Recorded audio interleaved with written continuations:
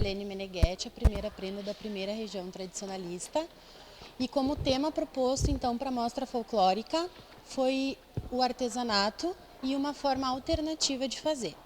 Então, a minha escolha, por ser também um artesanato que eu tive a convivência em casa, foram as cestarias indígenas, onde eu me baseei na tribo indígena Gés ou Tapuias, que atualmente nós chamamos de caigangues.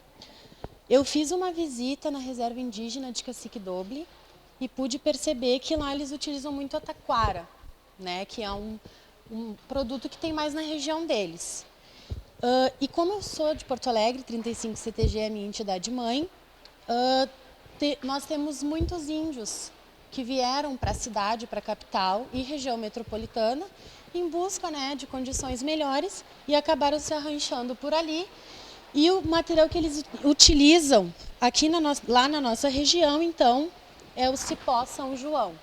Porque é um produto que dá em muita quantidade no Morro Santana, que é uma reserva da Universidade Federal do Rio Grande do Sul, e eles disponibilizam esse material para os índios, tem um acompanhamento todo para que não desgaste a região. E nos primórdios do Rio Grande do Sul, então, esses índios eles habitavam a região da Serra, né? Muito frio, eles utilizavam muito as ocas subterrâneas, porque era muito frio, não, era um período muito primórdio, então eram ocas subterrâneas de mais ou menos 7 metros de profundidade e mais ou menos 25 de largura, é o que a nossa literatura expõe, para que as famílias pudessem dormir ali dentro, todos com o sentido dos pés para dentro da oca, cabeça encostadinha na parede e os pés para dentro, porque no centro eles faziam então uma fogueira visando esquentar. Como eles eram coletores naquela região, eles também utilizavam um pouco da caça, mas eles sentiram a necessidade de algum material para estar transportando o material da coleta, que naquele período então era o pinhão, porque a região serrana tem os pinheiros, que provém o pinhão, e também algumas raízes como batata doce e o aipim. Então eles sentindo essa necessidade de transportar, porque era muito frio. Então, às vezes, era muito difícil eles irem a todo momento estar buscando alimento, todo dia. Eles desenvolveram essa técnica dos cestos, que também tem pessoas que chamam de balaio, para estar fazendo esse transporte. Então, a literatura também nos conta que existiam 3 tipos principais, que eram os cargueiros, feito com um material um pouco mais resistente e maior, para transportar grandes quantidades. Por exemplo, teve uma colheita muito grande de pinhão, então eles utilizavam os cargueiros. Tinham os tamises que eles guardavam nas suas ocas para reservar, aí eles faziam com tampos para fazer uma reserva de alimentação. E os coadores, que às vezes eles faziam farofa de pinhão, então eles utilizavam para coar e até mesmo alguma coisa mais líquida. Na minha pesquisa, eu visitei os índios que moram em Porto Alegre, fui na localidade deles, na residência, e aprendi a fazer o cesto com eles. Então eles utilizam o cipó, aqui eu trouxe alguns quebradinhos para vocês terem uma noção de como é. Então em formato dessas taquarinhas aqui, eles utilizam e eles colocam 4 por 4 e depois eles pegam um e vão trançando por dentro e por fora, por dentro e por fora. Quando o fundo atinge o tamanho que eles desejam, é só dobrar para cima todas as taquarinhas e continuar o trançando por dentro e por fora. É bem simples. Desde criança, a gente vê as nossas mães fazendo artesanato. E na minha casa, a minha mãe desenvolveu o artesanato das cestarias também. Em clubes de mães, ela aprendeu a fazer esse cesto aqui, que é o cesto de jornal. Utiliza basicamente a mesma técnica de trançagem, né? No fim vocês podem ver que ele fica um cestinho mesmo. Tem muita gente que pinta, eu quis trazer eles mais assim ao natural para vocês verem, inclusive fui eu que trancei esses.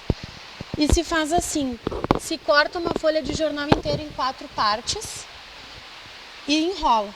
Então eles vão ficar esses canudos compridos, onde se utiliza a mesma técnica. Eu posso usar aqui 3x3, ou 2x2, 4x4, eu pesquisei o cesto que é o redondo. Então esse daqui a gente pode trançar da mesma forma, eu gosto de fazer assim, um por dentro e um por fora. para fazer a base.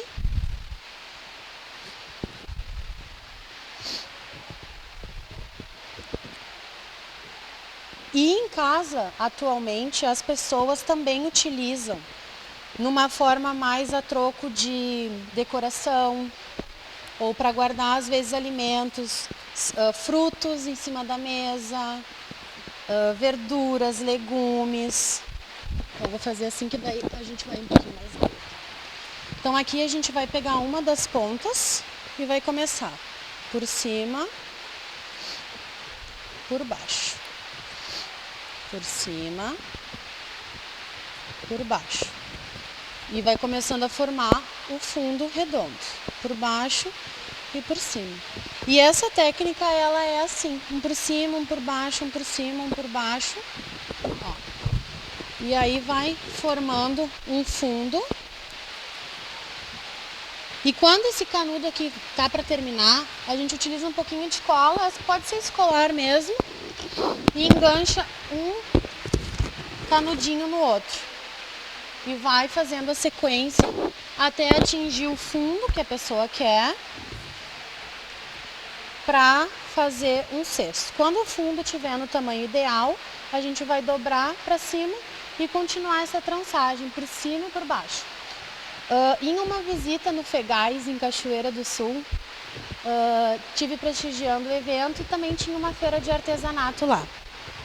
E durante essa feira, eu conheci uma senhora que também desenvolve essa técnica das cestas, mas nos jornais. Então eu questionei ela, fiz uma entrevista, tá presente na minha pesquisa essa entrevista, de onde ela tinha aprendido, se ela sabia a origem.